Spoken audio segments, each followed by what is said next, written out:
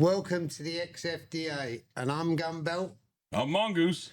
And guess what? Look, we've got a very special guest here, Boulder Vaquero.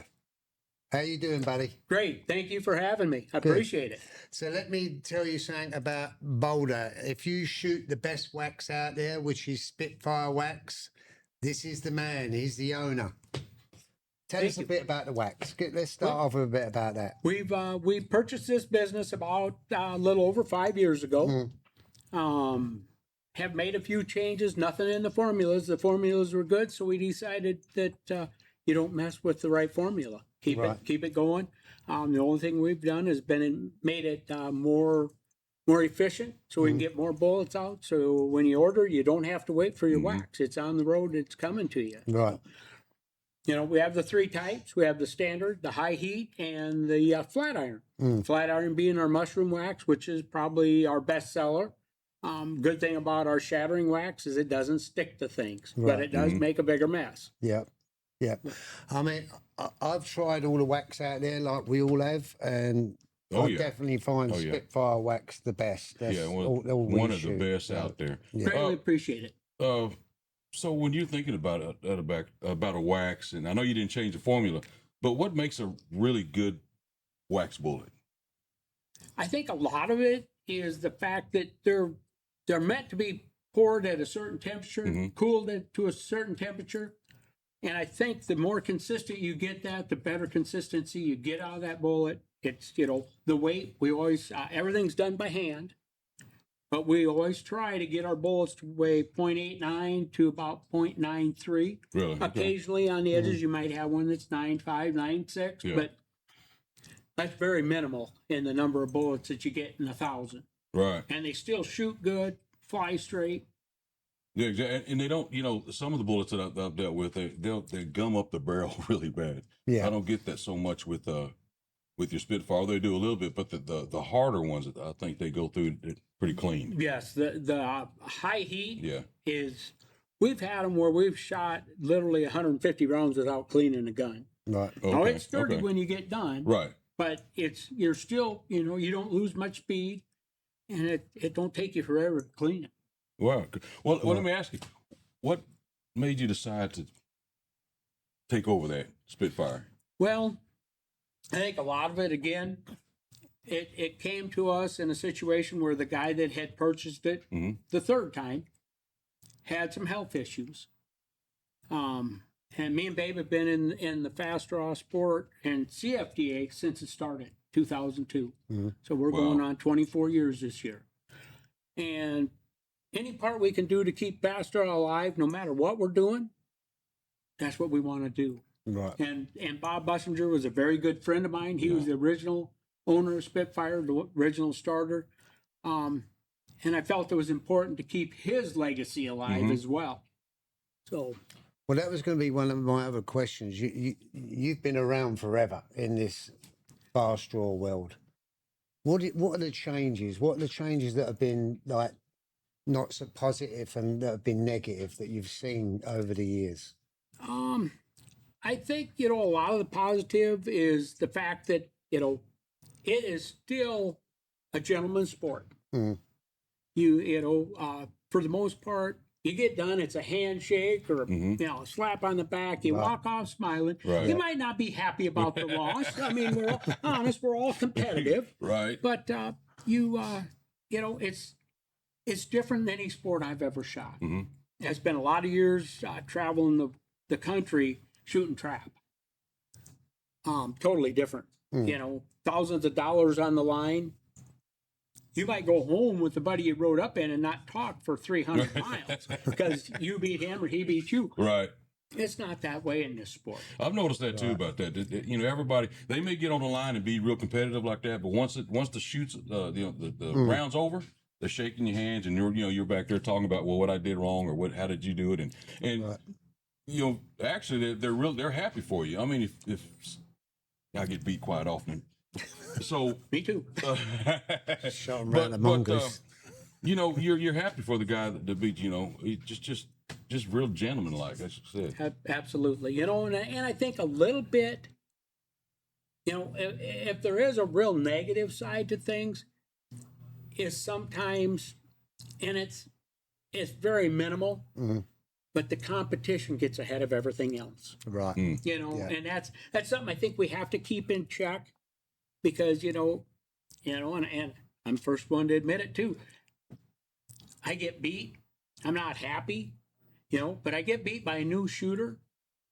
That's when you got to really put on the game face and be happy for him. Right. Because, if you shun him, or, kind of, he wasn't shooting as fast as me, well, I could slow it. You don't need that. Right. You want these people to stay, Right.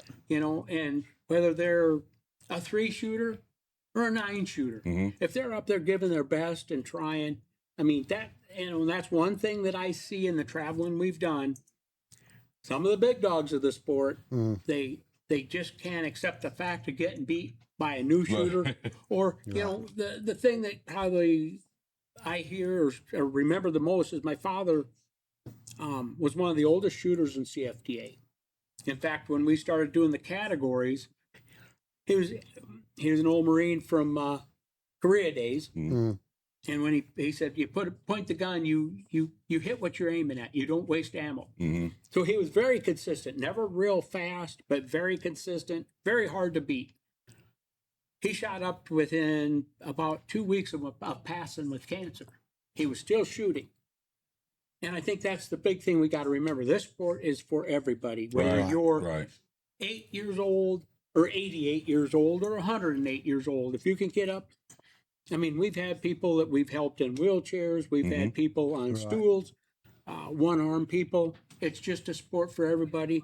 And you know what? We just got to keep this alive.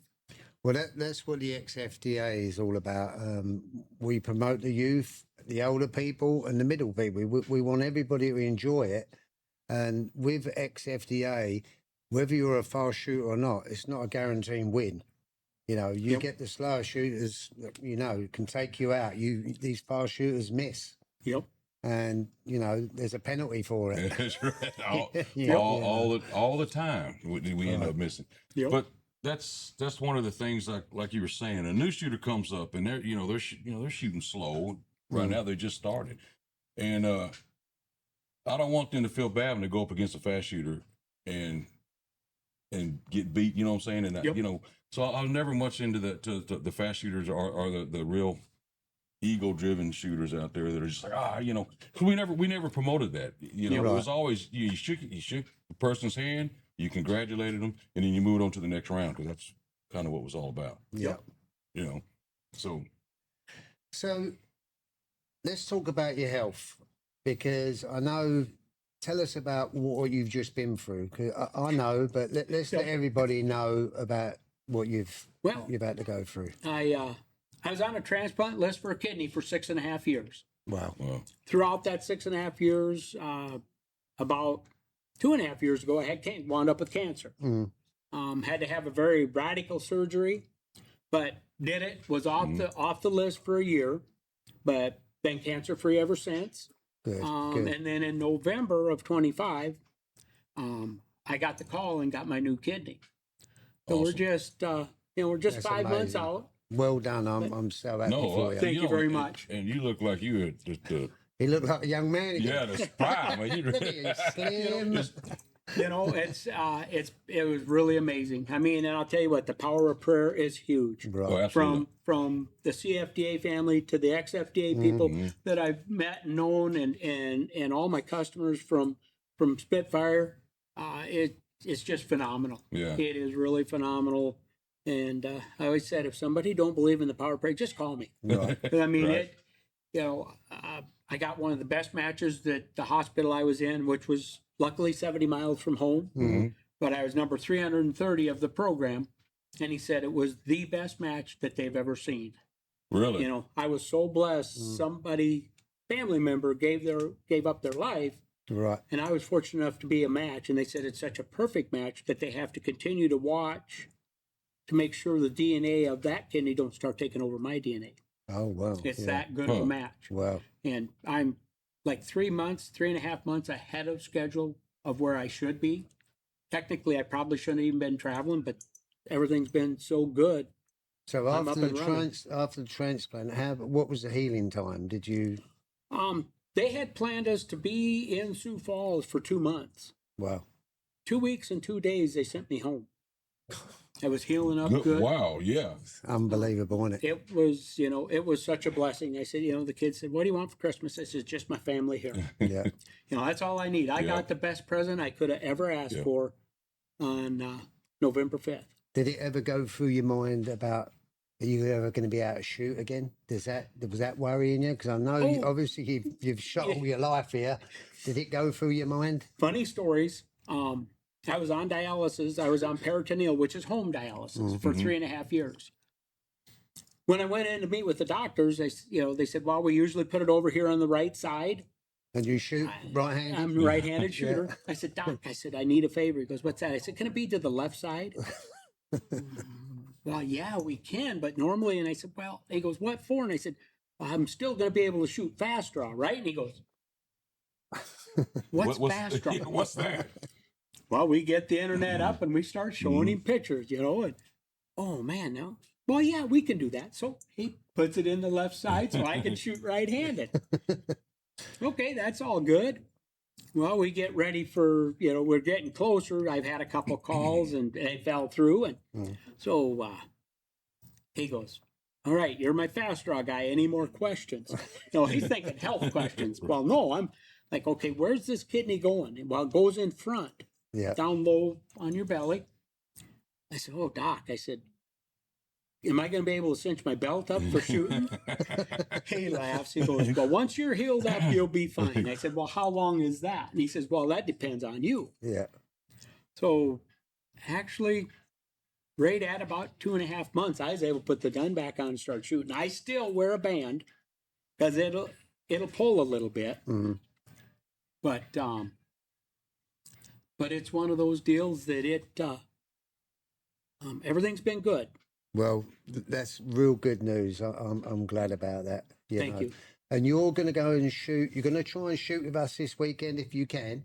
Yes, we're going to try to make it back up. Like I say, you know what? Whether you're XFDA, CFDA, we need to be one big family. Right. We need to back each other, support everybody that you can. I mean, I'll be very honest. I've been CFDA since the beginning. Right. I'll always be CFDA, but I'm open to shoot anything. Yeah. I've always said if our game turns to an 8-inch target at 10 feet, that's what I'll do. Yeah, I mean, we should all be one family. It's all the difference between CFDA and XFDA. We're just a different style of shooting. We all do the same thing. We all love and love doing this and shoot wax bullets. It's just a different style. Yeah, have the same thing in common. I mean, you know, all the stuff that's going on in the world right now, there's so many differences. We need to find something that we all find in common and come together on that. Yeah, absolutely. And so 100%. See, that's the other thing Mongoose and I have been doing. We've been interviewing people like you. Like we went and see a master gunfighter. We're going to go and see Tin Can that makes holsters. We want to keep this alive. Yep. And that's what I was talking to you earlier about Howard. Yep. Spoke to Howard on the phone, and he had the same vision of getting videos out there and talking to people. Keep this alive. Absolutely. Because, I can't help to see that it's a little bit, people don't like what you say. What's fast draw? People don't know it, Yep. And a lot of it, too, I think, is our times. Mm-hmm. Back when we grew up, there was a Western on every day. You watch Gunsmoke. You watch Have Gun Will Travel. Now, if you got the old channels, you can still watch that, and but it's not the same. And I think the biggest thing is we have to show this newer, younger generation that any kind of a weapon, but especially how handguns they get the ear marked as being the bad thing. Yeah. That there are plenty of safe, fun sports out there to do, and just the nostalgia of the dress. It doesn't matter if you dress modern cowboy or 1880s cowboy, but just that same era. And I think it honestly turns people's whole aspect about the whole thing around, because it's just kind of, I guess, living a childhood dream. Right. You know, Well, wanting to be that cowboy. yeah, it's like you said too. A lot of people when they hear about it, they're like, "Oh, that's kind of cool. I like try." They don't even know about that. But I'm like you. I want to keep that alive. And for the young kids when they're growing up, and they like the old six. Everybody wants the big old hot. Da, da, da, da, da. Yeah, some people like. I've always liked the old 6-shooter, single action 6-shooter. I've always liked that. So, what do you think can be done to keep that alive here in the future? Here, I think one thing we all have to look at is just keep it affordable. mm-hmm. I'll agree with that. I think the biggest thing you see, and the thing I think I love the most is when you get a family to do it. Mm-hmm. Because how many things does a family go out and do anymore together? Right. Usually the kids are stuck on an iPad playing a game or on Right. mom or dad's phone, and nothing gets done together. I built holsters. I don't advertise. I built holsters for almost 24 years. Yeah, that was, I asked you earlier on what holster you shoot out of, and you said mine. Yeah, out of my own. I've been fortunate enough to win some, but in the early days, I would build just more or less practice holsters. No tooling, no nothing, but good, heavy. Bob Mernickel used to give me a hard time because I made my holsters so heavy they never wear out. He says, you can't build them that heavy because, I double 8-9 leather, so it's 18-ounce leather. Uh-huh. I mean, you could drag it behind the horse for 10 miles, pick it up, and use it for another 10 years. Right. And I said, but I said, it's the bottom line was if clubs can have them to use, people want something, we can make it affordable enough that all of a sudden they need 2 or 3 sets, and try to help them find guns, and just everything, just to keep the new families involved. I think that's, we also got to look at making sure that our elders that are still shooting fixed incomes. It draws back to making everything affordable. Mm-hmm. Yeah, that's what we find with new shooters. Getting them a gun is not a problem. Their wax and their shells, it's the holster is the biggest thing. There's always seems to be a waiting list on a holster, especially if you get these people like Tin Can Jack, even Mernickel, they've got a waiting list. So that's the hardest thing, I think, in West. I struggled with it. I went through a bunch of holsters and waited for them, until I found the right one. Exactly. So what's your biggest achievement in fast draw with CFDA? I've been fortunate to win several titles, territorials and states. Best I ever done was I made the Meg 7 at the World. Yeah. I went in and seeded number 1 and wound up coming out number 4. Still good. Still good, but it was one of the deals, it's funny. It's as much of a mind game as it is anything else. Right. And I think people, they watch you draw, they watch all this stuff. Yeah. And when you tell them just, that thing between your ears, forget about when you're up there, just do what you know to do, is way harder than it sounds. Well, isn't that the truth? But I've had a lot of fun. We've put on title matches we put them on for 22 years. And we've went around the country. And I mean, when this started, I think we started probably the first 10 clubs. I think we started 8 of them. Wow. Really? And, after that, I mean, we probably had, I think there used to be a guy by the name of Kentucky Lawman. Mm-hmm. Super nice guy. He used to keep track of everything. He was a numbers man. And I think he said at one time we had involvement in, a lot of involvement in over 20 clubs at the CFDA back in the early days. But like I say, we were the first club of Cowboy Fast Draw. But and back then it just took off, didn't it? I mean, it just seemed like it just took off. It really did. I mean, again, like you say, it was just everything on fire. Well, I think a little bit that helped was WFDA was kind of on the way down. It was losing members. Everything was changing, and I think because a lot of them guys came right over. Right. I mean, Brad started it in Deadwood. He put on world championships in Deadwood for years before this, and he seen kind of the writing on the wall and just said, And the other thing was cost.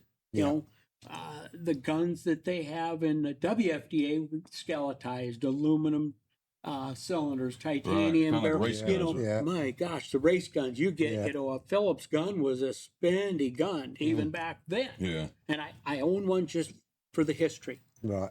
I've tried it. Not very good with it, but I've tried it. What's your fastest time ever? My fastest time ever in a competition was 3:14 Wow. at 21 fast. feet. 21 feet. On a 24-inch target. Wow. Yep. That's fast. I can't do that 15 feet away. You know, these days, since the transplant and everything, I'm getting to where I'm getting back in. I'm in the high threes right now. Yeah. That's good. You know, Yeah. and I'm happy with that. Yeah. I just said, you know, it took me a long time to get in them to begin with. Not being able to do a lot of stuff, and I got the range right in my backyard, but I never Yeah. practiced until it's time to shoot. Right. So, Well, So you don't practice. I mean, so you wait till it's time to shoot. What, like a week before you shoot or whatnot, start practicing, or oh, if I'm lucky. yeah. I practiced 3 days this time before we knew Really? we were coming down for quite a while. he has no time to practice making wax. I'm every making day. wax bullets, yeah. How many wax bullets do you make a month? I know you told me earlier on. What was it? This year, well, this month here, with coming down with you guys, with you know people, we put a deal out there to CFDA. Hey, we're coming down. You know, if you need wax, let us know. Again, it's one of those things. If we can help out with get rid of the freight, Yeah. I got a Suburban, we can fill it, Cool. Yeah. and we did. We brought 180,000 rounds down with us. Well, So I mean, just not even a full month. Probably the last 3 weeks, we've done close to 250,000 rounds. Just a lot of Really? wax. yeah. So other than the fast draw community, who else do you make wax for, or do you make wax for anybody else? The 38s are starting to take off. Okay. We actually had a group back east. I believe it was in either Pennsylvania, back in that area. Mm-hmm. He was the kind of the head rep for Smith and Wesson snub nose revolvers, and he's telling me they got like 10,000 members. What? And back when the wax, when live rounds were hard to get, Yeah. loading components were hard to get, he called me up and he wanted to test this stuff. So I sent him stuff, and I mean that's where we really took off. I mean, he's got a magazine out there, you know, and now we're actually getting even some law enforcement. They're doing a lot of it on their own, but they're shooting their 38s with this stuff Really? just to practice. I mean, Yeah. the accuracy's good. The one thing I always remind them, a 38 with a 209 primer will run out about 1,100 feet a second. Yeah. Wow. It's cooking. So, I mean, Yeah. you got to have a good backstop to stop Yeah. that bullet. Yeah. Because it's small, and, I mean, half-inch plywood, it'll pop right through half-inch plywood. Yeah. So, Wow. but yeah, that's growing more and more. And like I say, just we have some people that aren't involved in fast draw that buy the 40, that, again, they have a single action 45 they want to play with. You know, and it's a great way. They may not have access to a shooting range all the time. They can go in the garage and do this. Well, whether you was here or not, I stand by that Spitfire Wax. Like I said, I've shot everything. We've shot everything, and Spitfire Wax, hands down, is the best. You know, Yeah. and there's a lot of people shooting it, Oh yeah. especially in XFDA. Oh yeah. I greatly appreciate it. Me and Babe thank everybody for the support. I mean, you know, we wouldn't be able to do what we do, and again, if we can help the sport of fast draw continue to grow and continue to live on, that's what we're going to do. Yeah, and that's like I said, that's why we need people like you out there that have been in it forever, and you're still doing it, and especially coming up and seeing us and being on the podcast is great, because this is what we want. We want to keep it going and keep it alive. Absolutely. So- Whether it's CFDA, XFDA, Yeah. we keep it alive and Yep. keep it safe. Number one is keep it safe Yeah. and keep it alive. You Yeah. know, and the competition, it falls in there. Yeah. I mean, you know, some people, it's, you know, everybody's built different. Right. Yeah. So, you know, if you, There's nothing happy about losing. You want to win, don't you? You just got to control your emotions. yep.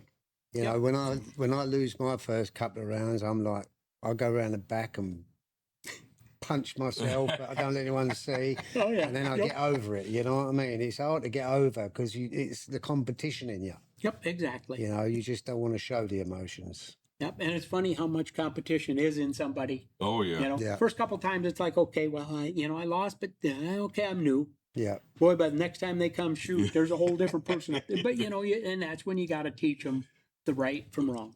Yeah, and it's not like the competition. It's not like you're going to win loads of money, is it? I No. mean, you ain't getting rich out of this. Nope. You know, you're going to win a trophy or a buckle, and I guess people just want the reckoning, you Yep. know, to be number Yeah. one. And I think that's the biggest thing a person has to remember in this sport Yeah. is, and like I say, I shot a tour, series tour when I was shooting trap a long time ago, back in the 70s and 80s. And the money got so big that the fun ran out of it. Right. I had an opportunity in 1981 to become a Winchester rep for Winchester. Okay. And at that time, I was just a kid, and I'm like, I don't want a job. This is my fun stuff. Yeah. Well, I Yeah. wish I'd have done it now. But, it's nevertheless, the fun went out of it. And I think even with XFDA, CFDA, it's still there. You're not, as Brad always said, if you we're going to go home in a Cadillac, you better grow up in one because you're not winning one here. Right. And I've had opportunities at different shoots around the country to win vehicles. Well, Really? So Oh, I bet when you're in those competitions like that, things are totally different. 100% different. Yeah. Yeah. 100% different. No, if you're having a good day, yeah, you're out talking. If you're having a struggling, through the 100 or what, Yeah. nobody wants to talk to you. Yeah. You don't even want to talk to yourself. It's so funny about this sport too, because you can go up and have a good match and everything just locks in place. Your mind's right and you're excited, and you can go up the next time and not hit the target and everything's off and you're going, what's going on? Yeah. Which happens I'm quite mostly the second thing you said. When it all locks in, I haven't had that yet. I always said It's up and down, up and down. it was one of them deals. If the stars line up, you're going to do well. And we had one guy in our club. Going to a big shoot. Man, I've got this in the bag. He practiced Yeah. real well. I'm winning this. And I said, I've never went to a match thinking I'm going to win it. Back in the day, if I could make it, when we started, because there was nobody to teach us. Uh-huh. Brad was 400 miles away. So we're learning this stuff on our own. There was Right. nobody else. And I get to matches and, man, I was happy to make it to lunch. We didn't have a lot of people, so you shot a lot of rounds. Man, I was happy to make it to lunch. Well, boy, I got to making it to lunch. That was a good step. Now I wanted, if we had a 2-day shoot, I wanted to make it to the second day. And that might have took 3 months. And by the end, it was like, now maybe I can place. And I think a lot of it, if you get, whether you, and I'm one of those, if I have a good practice, usually I go to a match, I shoot terrible. Right. I don't know why that is, but you do. Right. And, I get up there and, like I say, I really like to win my first round. Yeah. Kind of sets the day. But if you don't, then you got to go over and take the gun off and go walk around the building about 3 times, come back in with a new attitude and put the belt back on.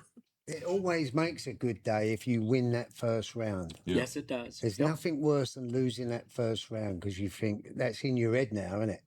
And it's in your mind, Yes. know, and it does something to you. Oh yeah, I always think it's because you lose your momentum. That first round always sets the momentum for the rest of the Yeah. shoot. Yep. If you miss it, well now you're all right. I've got to catch up now. But if you hit it, okay, I'm starting to get more comfortable with it. Yeah. But I was kind of like you. I never wanted to go. I never thought I had it. 'Cause I always thought that's like the kiss of death right there. If you go up there Absolutely. thinking, "Man, I've got this. And I'm feeling good. I've been rocking these times, and I guarantee you, I'll go to the shoot and not even hit the target." Yep.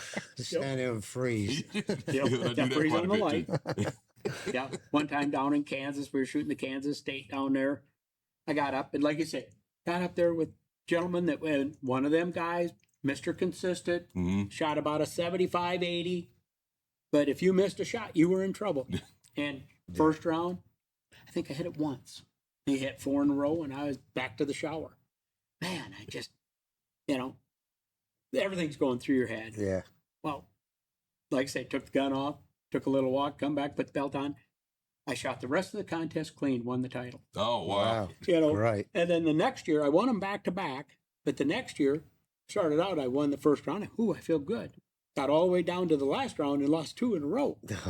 But I shot well enough to get there that I had my X's left, and I wound up coming out ahead. And that was with Mongo Wow. from out of Colorado. I mean, there's a man that, you know, I think to this day he's a 52, 55 shooter, occasional low, you know, high 4, but very seldom will he ever miss a target. Yeah. That's what you got to be careful of. And them are the deadly I'm going to shooters. say, those are the scary ones right there. Yep. Yeah. The first thing that's going through your head is like, okay, I got to hit this target because he's not going to miss, you know? Yep. I done that last year in, what was it, Nationals with long shot. You know, long shot slow, but he'll hit the target. And I walked up, went, oh, I've got this. And he 1, 2, 3 me. Yep. I walked away. I was just sorry. It's that I got this, and when you get you get hammered like that, it's like, okay, what's going on here? Yeah. I think I was clean at the time, and he was one to give me my first X. And Oh man. Yep. and it was the last round of the day, and I'm like, oh, Them hurt. That always stings. well, all right, Boulder. Listen, I really appreciate you coming here and spending time with us, bringing us some wax.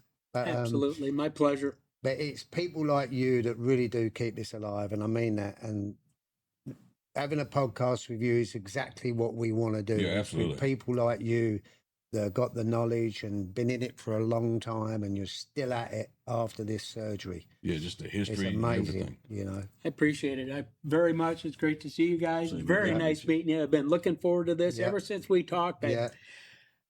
It made me pour a lot more wax quicker because I couldn't get down here fast You enough. didn't even bring a lot. Yeah. All right, we're going to get out of here. So All right. what do we normally say? Shooters on the line. Shooters set. Set.